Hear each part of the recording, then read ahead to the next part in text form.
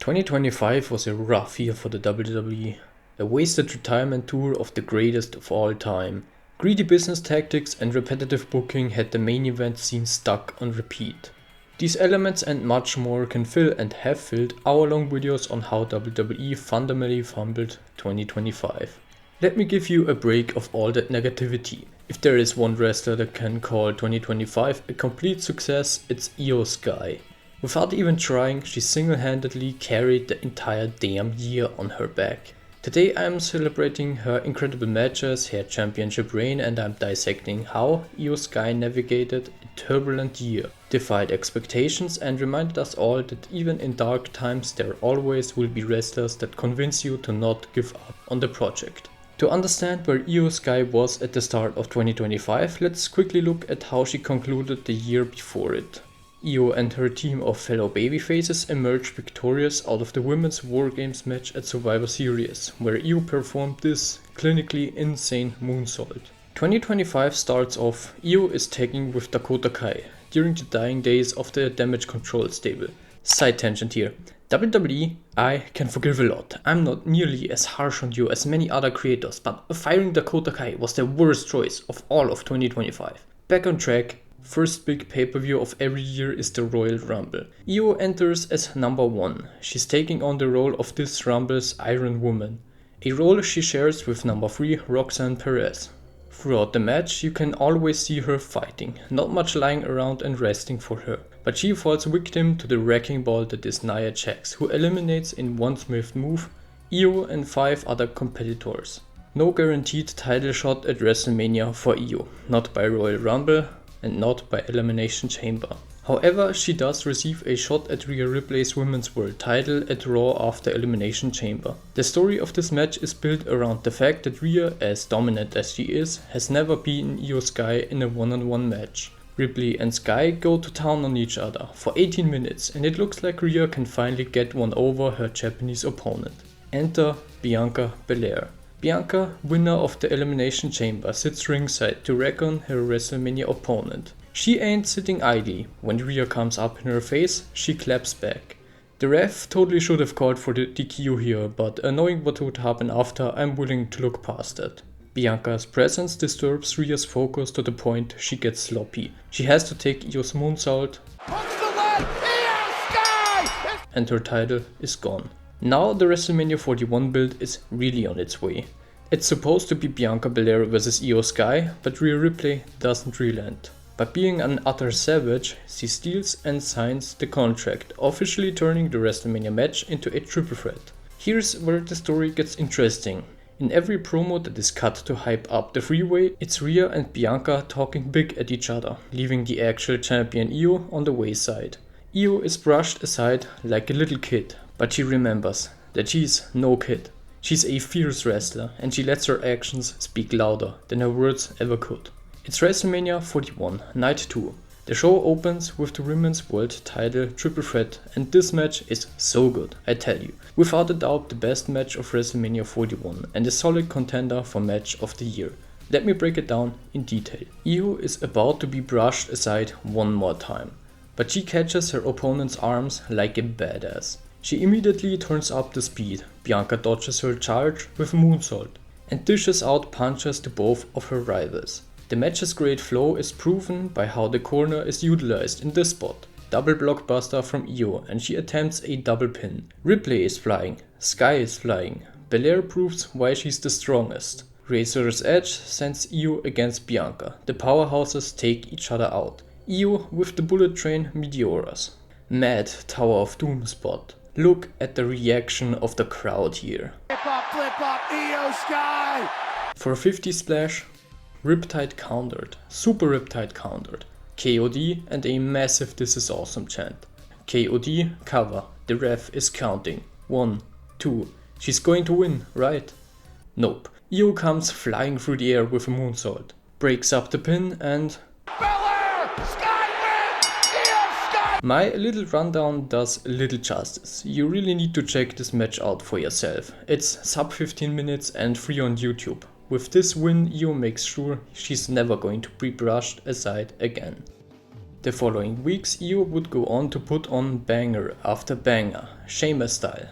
One of these was a random champion vs champion showdown with NXT champ Stephanie Vaquer.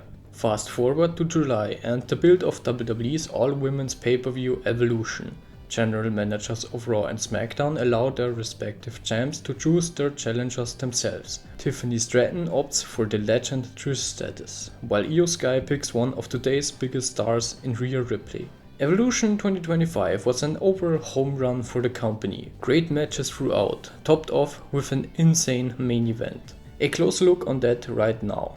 Going into the match, there is no animosity between Rhea and Iyo, but that doesn't keep them from leaving everything in the fight. Ref Jessica Carr's desire to see the action as close as possible leads to her taking a dropkick, and you know that WWE refs are basically dead after the slightest touch. The fight spreads to the outside and Iyo, that absolute mad person, climbs onto production boxes to dive onto Ripley. Iyo either idealizes Shane McMahon or she simply has a few screws loose.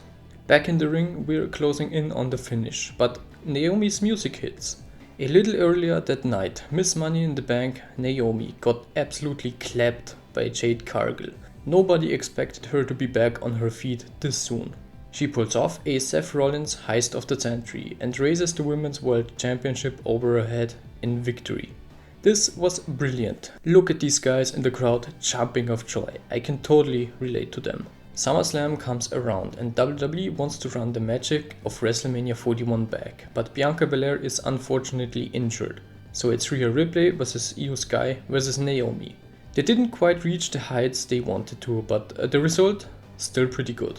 Another pinfall broken by a moonsault. Powerbomb sandwich, super riptide. Naomi sneaks out the win by roll-up. Back at the time, Naomi was really growing into a great heel champion. Funnily, her reign wasn't ended by any woman, but her husband, Jimmy Uso. Naomi vacated the title due to pregnancy.